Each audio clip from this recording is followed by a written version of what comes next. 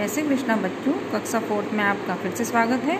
कक्षा 4 में आज हम पाठ संख्या 7 कान खोले राज के बारे में पढ़ेंगे। तो पिछले वीडियो में हमने पढ़ा था कि किसी के कान छोटे होते हैं, किसी जानवर के कान बड़े होते हैं, है ना, और किसी के कान लंबे होते हैं, किसी के कान खड़े होते हैं। तो कविता के द्वारा हमने ये जाना था कि किसके कैसे कान होते हैं। तो सभी के अलग अलग कान होते हैं, एक साइज के कान नहीं होते हैं सबके। उसके बाद में हमने पढ़ा था कि एक महात्मा जी थे जो बहुत ज्ञानी थे। तो कुछ शरारती लोगों ने सोचा कि महात्मा जी का नियम भंग किया जाए। महात्मा जी का नियम क्या था कि जैसे ही सूर्यास्त होता था वो दिन भर तो सबको ज्ञान देते थे और सबके प्रश्नों के उत्तर देते थे, समस्या का हल करते थे, मगर जैसे ही सूर्यास्त होता था तो वो मौन धारण कर लेते थे, ध्यान मग्न हो जाते थे। तो कुछ शरारती लोगों ने सोचा कि महात्मा जी का जो नियम है वो भंग किया जाए, तोड़ा जाए। तो उसके लिए उन्होंने महात्मा जी से एक प्रश्न किया कि ऐसे कितने जानवर हैं जो अंडे देते हैं और ऐसे कौन कौन से जानवर हैं जो बच्चे देते हैं।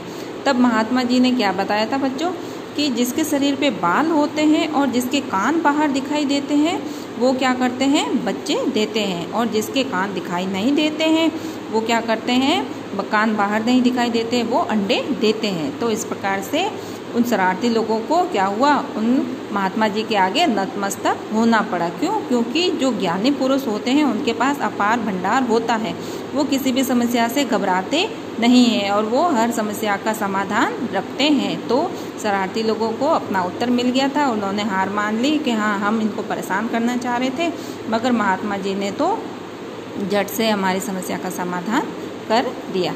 आइए आज आगे बढ़ते हैं। पता कीजिए और लिखिए। अब हमें पता क्या करना है और क्या लिखना है, देखिए।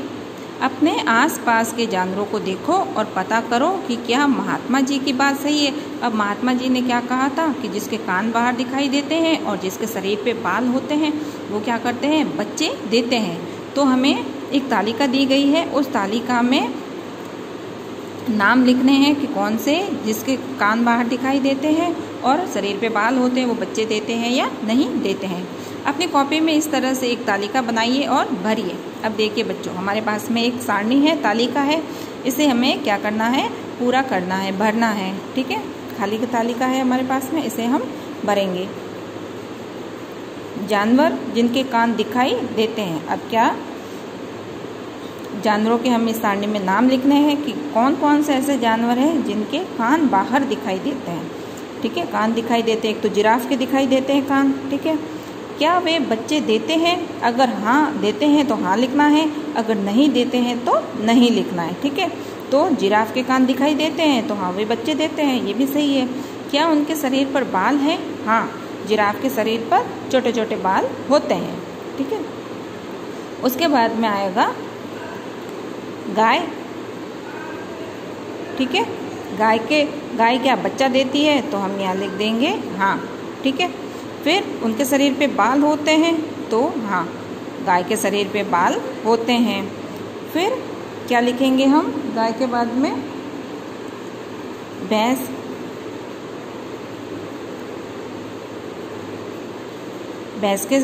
क्या भैंस बच्चे देती है? हाँ, भैंस बच्चे देती है, तो हम लिखेंगे हाँ।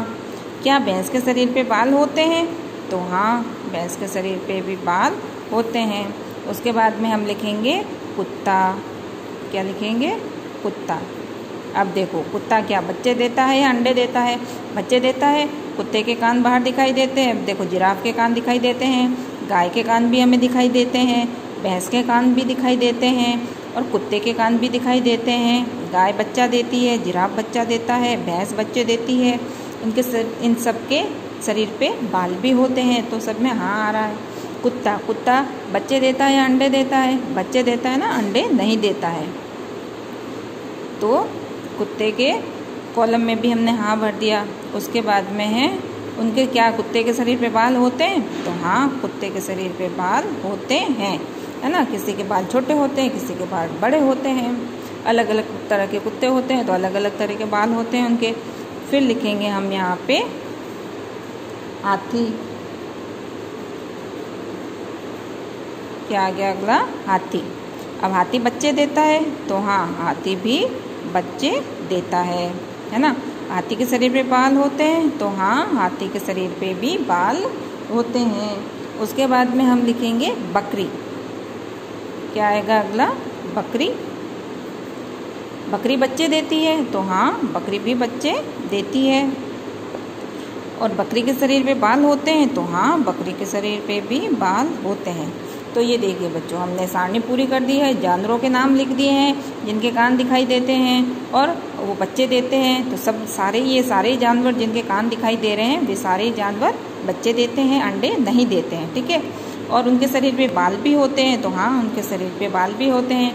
तो महात्मा जी की एक बात तो सही हो गई कि जिनके कान दिखाई देते हैं वो बच्चे देते हैं और उनके शरीर पे बाल भी होते हैं। तो ये एक बात तो सत्य हो गई। अब एक और सारणी है हमारे पास में, उस दूसरी बात है महात्मा जी की कि जो अंडे देते हैं उनके कान दिखाई नहीं देते हैं, ठीक है। अब जानवर जिनके कान नहीं दिखाई देते हैं, तो पहला है तोता। तोते के कभी कान देखें? पक्षियों के कभी आपने कान देखे? नहीं होते ना कान, मगर पक्षियों के कान होते हैं, मगर हमें दिखाई नहीं देते हैं। पक्षियों के कान कहाँ होते हैं बच्चों? पक्षियों के जो पर होते हैं, पंख होते हैं, उनके नीचे छेद होते हैं, छोटे छोटे सूक्ष्म छेद होते हैं। वो ही छेद उनको सुनने में मदद करते हैं, ठीक है। अब जो ये गाय है, भैंस है, बकरी है, हाथी है, घोड़ा है, ऊँट है, इनके तो हमें कान दिखाई देते हैं, तो हमें पता चल गया कि भाई ये सुन सकते हैं। मगर सांप है, मेंढक है, छिपकली है। अब छिपकली को कभी देखा है आपने? छिपकली की आंखों के ऊपर एक छोटे छोटे छेद दिखाई देते हैं ना, सुई की नोक जैसे छेद दिखाई देते हैं। तो वो छेद ही क्या करते हैं? इन जानवरों के सुनने का काम करते हैं, ठीक है। तो पहला है जिनके कान दिखाई नहीं देते हैं, तोता।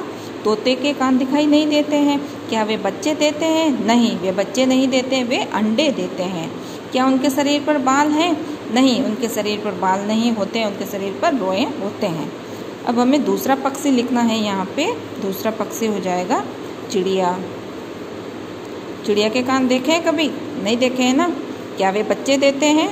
नहीं, वे बच्चे नहीं देते हैं। क्या उनके शरीर पर बाल है? तो नहीं, उनके शरीर पे भी बाल नहीं है, ठीक है।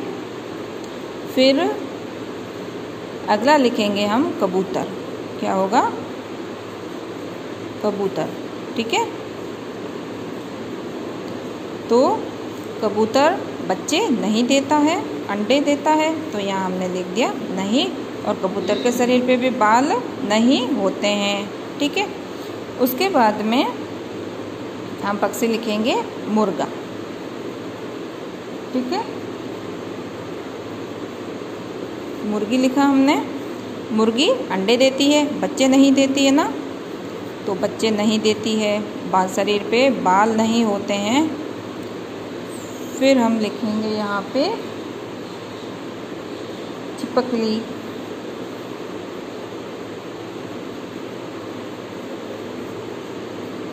अब छिपकली बच्चे नहीं देती है, अंडे देती है ना, तो बच्चे नहीं देती है।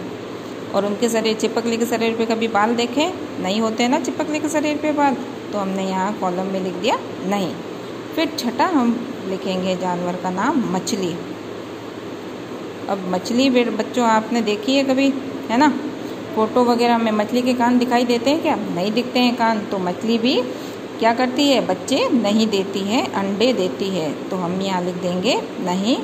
और मछली के शरीर पे बाल होते हैं? नहीं, मछली के शरीर पे भी बाल नहीं होते हैं। तो देखिए बच्चों, इन दोनों सारणियों से हमें पता चल गया है कि महात्मा जी जो कह रहे थे वो एकदम सत्य बात थी। उन्होंने दोनों बात बताई थी जो वो एकदम सत्य बात थी कि जिसके शरीर पे बाल होते हैं और जिनके कान दिखाई देते हैं वो तो बच्चे देते हैं, है ना। और जिन जानवरों के कान दिखाई नहीं देते हैं और जिनके शरीर पे बाल नहीं होते हैं वो अंडे देते हैं, ठीक है।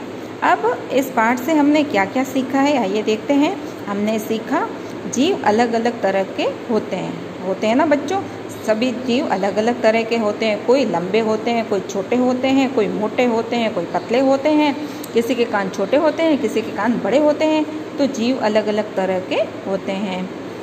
फिर कुछ जीव अंडे देते हैं तथा कुछ बच्चे देते हैं। अब कुछ जीव क्या करते हैं? अंडे देते हैं और कुछ जीव बच्चे देते हैं, अपवाद को छोड़ के। अपवाद मतलब जैसे चमगादड़ है। चमगादड़ क्या करती है? बच्चे देती है, अंडे नहीं देती है। जिनके कान बाहर दिखते हैं एवं शरीर पर बाल होते हैं, वे सभी क्या करते हैं? बच्चे देते हैं। ठीक है, तो इस तरह से हमारा ये पाठ पूरा हो गया है। आप ये दोनों सारणी को कॉपी में सुंदर राइटिंग में लिखनी है। ठीक है, जय श्री कृष्ण।